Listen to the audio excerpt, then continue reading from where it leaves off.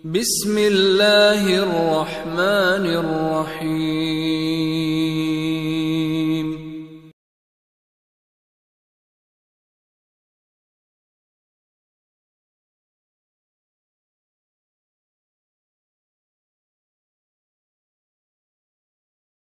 Bismillah. Assalamualaikum warahmatullahi wabarakatuh. Alhamdulillahirabbil alamin.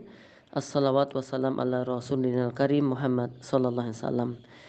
Jamaah sahabat mulia menara Quran yang berbahagia, senantiasa bersyukur padanya, pada Allah Ta'ala, dan senantiasa pula mari kita berselawat untuk Nabi kita yang mulia Muhammad sallallahu alaihi wasallam. Tidak lupa kami mendoakan keberkahan, kebaikan, kesejahteraan untuk keluarga sahabat mulia menara Quran. Semoga senantiasa dalam lindungan Allah Ta'ala. Yang sakit diberikan kesembuhan oleh Allah, yang meninggal kemudian diberikan ampunan oleh Allah Ta'ala, dan yang dalam keadaan sehat mudah-mudahan diberikan petunjuk oleh Allah untuk bisa senantiasa menjadikan kenikmatan-kenikmatan ini untuk taqarrub ilallah jalla wa'ala, untuk mendekat pada Allah subhanahu wa ta'ala. Jamaah yang berbahagia, pada kesempatan yang baik ini kita akan membahas yaitu auladu iblis, ya, anak-anak iblis. Memang ada beberapa penjelasan ya tentang anak-anak iblis ini. Apakah iblis itu menikah sehingga punya anak, atau yang dijadikan anak iblis adalah dari manusia? Ya, ada pembahasan yang cukup panjang oleh para ulama tentang hal tersebut. Ada yang berpendapat bahwa ketika disebutkan duriyah, yaitu anak cucu keturunan iblis, maka dikatakan bahwa iblis itu menikah dengan dirinya, begitu. Ada yang berpendapat bahwa satu paha iblis itu laki-laki, satu kelamin laki-laki, dan satu paha yang satunya adalah perempuan, sehingga iblis memiliki anak cucu keturunan kemudian dari dirinya sendiri. Ada juga yang berpendapat bahwa iblis nggak ada anak cucu keturunan kecuali dari golongan manusia yang dibisikin, yang dikelabui, yang kemudian menjadi tentara-tentara iblis. Wallahu ta'ala a'lam bishawab.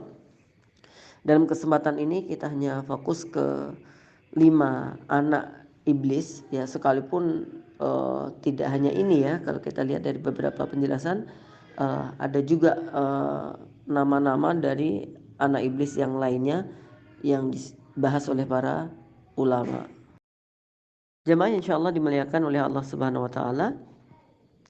Kemudian dalam pembahasan ini kita ambilkan dari kitabnya Ibnul Jauzi yang membahas tentang iblis ya. Di sini judulnya Talbisu Iblis.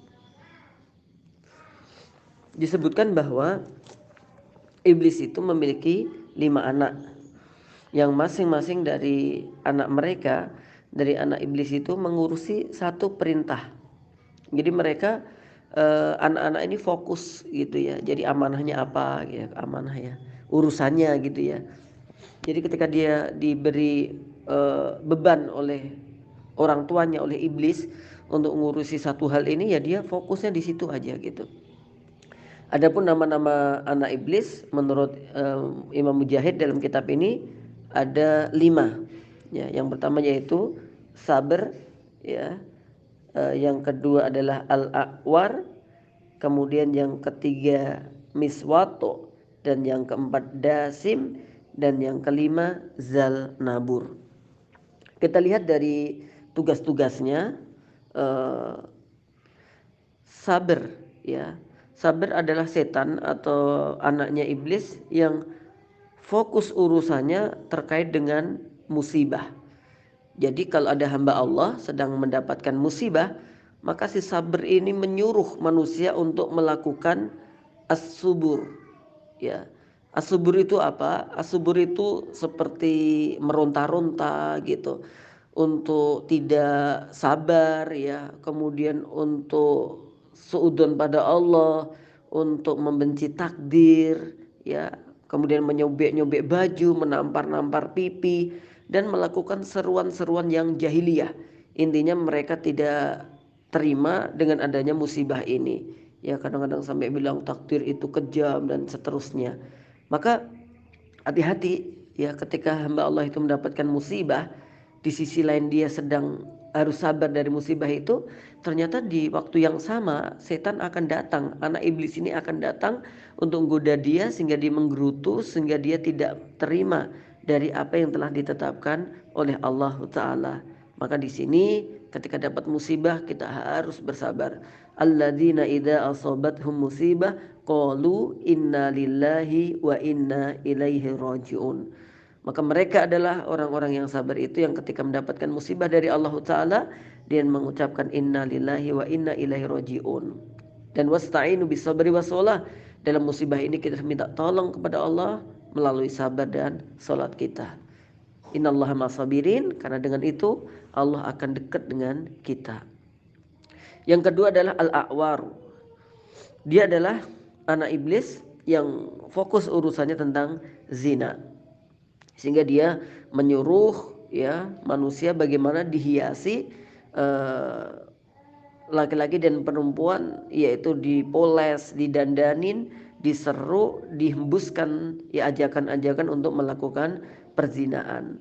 Ya, jadi hiasan itu bukan hanya hiasan kecantikan, tapi juga hiasan-hiasan harapan, kenikmatan syahwat yang terus dilakukannya.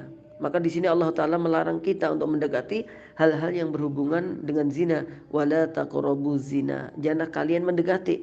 Jadi ada hal-hal yang bisa mengantarkan kepada zina aja kita dilarang untuk mendekatinya. Semoga Allah Subhanahu wa Ta'ala mengampuni kita semuanya dan menjaga kita untuk tidak melakukan perkara ini.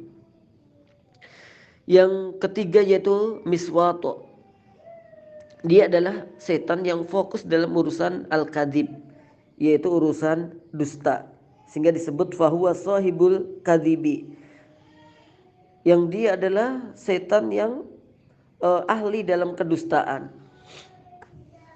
Dia mendengar berita ya, kemudian berita itu disampaikan kepada orang yang kemudian orang itu kayak mendapatkan apa ya, bisikan-bisikan begitu bahwa ada berita ini dan itu ya, berita macam-macam lah ya, sehingga orang tersebut akhirnya yang mendapatkan bisikan dari setan menemui orang lain gitu. Kemudian dia cerita, aku melihat ada orang yang wajahnya nggak jelas tapi dia ngomong begini dan begitu dan menceritakan ini dan itu, maka lakukanlah misalkan.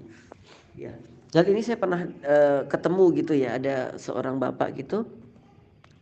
Ketika menjelaskan sholat tahajud itu dia bilang, Ustaz, bahwa sholat tahajud itu begini loh, kita berdiri di depan rumah, kemudian kita nggak pakai baju, dan kemudian antara kita dengan langit itu nggak boleh ada pembatasnya, ya jadi langsung. Nah di situ nanti kita nggak boleh tidur Ustaz semalam gitu. Terus saya tanya, emang ada apa dengan itu? Kemudian dia bilang, loh kalau kita bisa melakukannya Ustaz, oh ini saya dapat perintah ini. Terus apa hasilnya? Kita nanti dapat melihat perumahan jin dan seterusnya. Naudzubillahi min dzalik. Naam. Untuk itu jamaah yang berbahagia, maka Nabi mengatakan pada kita, iyyakum wal kadiba. Hati-hati kalian terhadap dusta. Fa innal kadiba yahdi ilal fajur. Karena sungguh kedustaan itu akan mengarah kepada keburukan. Wa innal fajura yahdi ilan nar, dan keburukan itu akan menyeret pelakunya kepada neraka.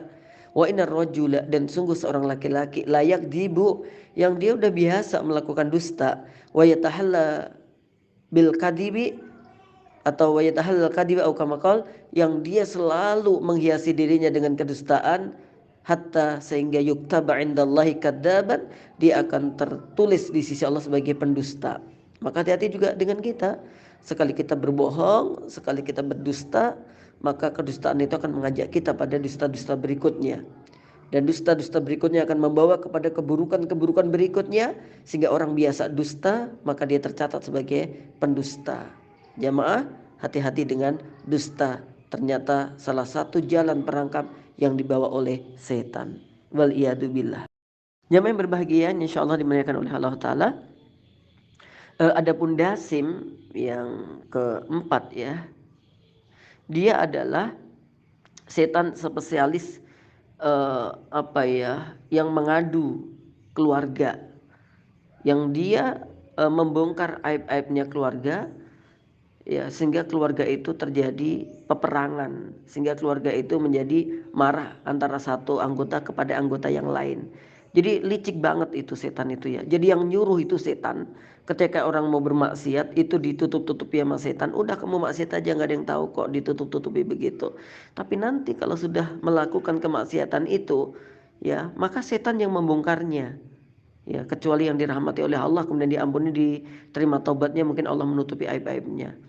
Ya, sehingga ada juga yang kemudian dibongkar oleh setan sendiri, setan yang ngajak, setan yang membongkarnya, sehingga terjadi marah, ya, keretakan rumah tangga, ya, kemudian ya saling membunuh antara teman dan yang lainnya. Ya, maka untuk itu jamaah yang berbahagia yang insya Allah dimuliakan oleh Allah Ta'ala, hati-hati ya dengan aib-aib juga. Maka yang pertama, kita menghindari kemaksiatan itu. Yang kedua, kita juga nggak usah ngurusi aib-aib orang lain. Ya, kalau bisa aibnya orang lain itu kita tutupi. Barang siapa yang menutupi saudaranya, maka Allah tutupi aibnya dia baik dunia ataupun akhirat. Ya, semoga Allah menutupi aib kita, mengampuni dosa-dosa kita. Dan yang terakhir di sini adalah Zalnabur. Ini juga nama iblis atau anak iblis yang dia spesialis urusannya adalah di pasar. Jadi memusatkan serangan-serangan Zalnabur ini di pasar. Sehingga banyak orang yang kadang-kadang bersumpah dengan sumpah ghamus, sumpah palsu. Demi Allah loh, ini dari sana sekian loh, tak jual jenengan sekian gitu kadang-kadang. Maka nggak sadar bahwa di situ ada apa? Ada setan spesialis yang dia memang goda orang-orang untuk mendapatkan keuntungan sebanyak-banyaknya dengan cara yang diharamkan oleh Allah Ta'ala. Ada yang dia dengan cara bersumpah palsu, ada yang dia kemudian mengoplos beras yang baik dengan beras yang buruk, ada yang dia mempermainkan timbangan, dibuat ringan atau berat sesuai dengan kebutuhannya si penjual. Ya, ada juga yang kemudian apalah ya. Jadi banyak tipu-tipu yang terjadi, bahkan banyak copet juga di pasar itu gitu. Ya, banyak juga entul-entul harga gitu, permainan harga ya. Maka hati-hati jamaah yang insya Allah dimuliakan oleh Allah Ta'ala tentang perangkap setan yaitu Zalnabur ini. Jamaah yang berbahagia insya Allah dimuliakan oleh Allah Ta'ala. Ala kulli hal, ternyata anak-anak setan itu banyak ya. Selain ini sih masih banyak banget. Dan ingat, jangan kasih nama anak kita Zabur, Akwar, Miswat, Dasim, Zalnabur. Jangan ya, karena itu adalah anak-anak iblis, laknatullah alaih, yang semoga Allah melaknatnya. Jamaah yang berbahagia ya, yang insya Allah dimuliakan oleh Allah Ta'ala. Kita kaji ini apa sih pentingnya? Pentingnya bahwa ternyata kita ini godaannya banyak gitu loh. Jadi kita supaya lepas dari godaan ini, kita dekat dengan Allah Ta'ala.